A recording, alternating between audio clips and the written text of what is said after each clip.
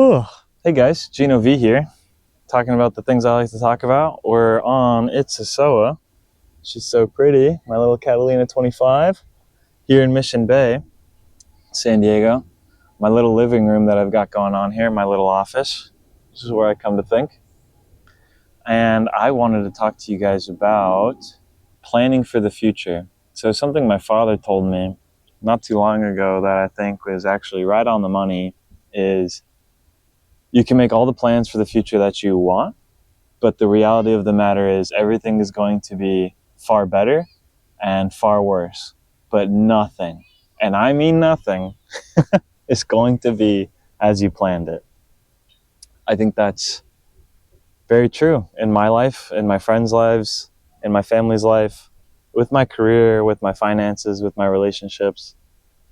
That's how it's been. It's either going to be way better than you think or way worse, but there is no average here. Life doesn't deal in averages, right? It averages out, but that doesn't mean it deals in averages. If you had told me, Geno, when you're 28, you're going to be starting a, spicy plant business in California, in San Diego with a partner, and you're going to already have had a couple years experience with a multi-state spicy plant grower enterprise, and you're going to be a VP almost, you're going to be a director for sure, and you're going to learn all these things, and you're going to have worked for defense companies, and this is how you're going to do it. Here's the path you're going to weave through it all. I would have called you not just batshit, but probably psychotic. Never in a million years did I think I would follow that career path. And yet here I am, right? And in a lot of ways, it's been far better than I could have planned, and in a lot of ways, it's been far worse. But that's okay. In one of my other videos, I was talking about building bridges to my little brother and how there's any number of ways to financial freedom and freedom of choice for finances and such. And any one of them work, but you do need to finish the bridge and pick one to move over, right?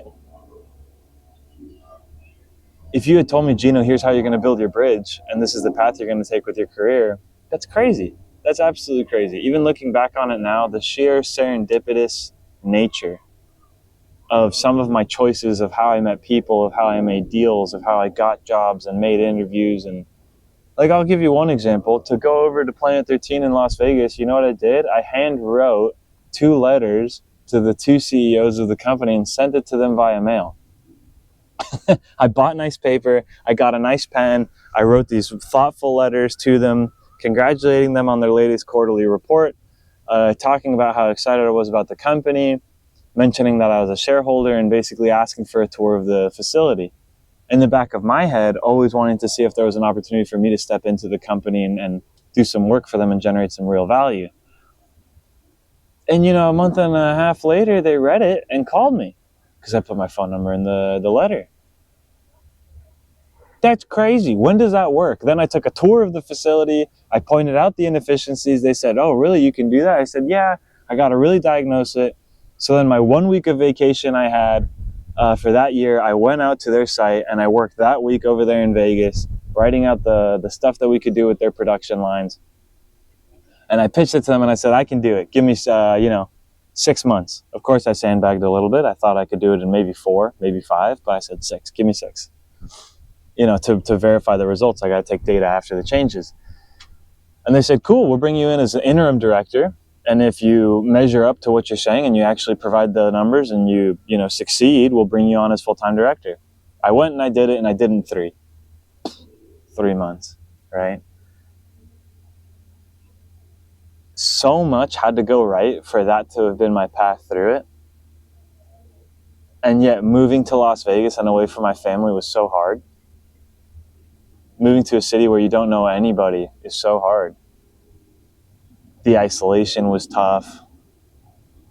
The attitudes of people at, Planet when I moved over there, who's this young kid that thinks he's all that's making all these changes, and just because they were uncomfortable or jealous or whatever of my position, they just assumed I was a bad person or a shitty guy, and they didn't want to hang out with me or talk to me. And slowly I turned that mindset around for a lot of the people. And what's funny is they tell me after, oh, Geno, when you came in here, I thought you were a dick, right? And then they tell me, but it's because I realize now that I had a perception of you based off how you came in, not who you were. And that always hurt me, truthfully.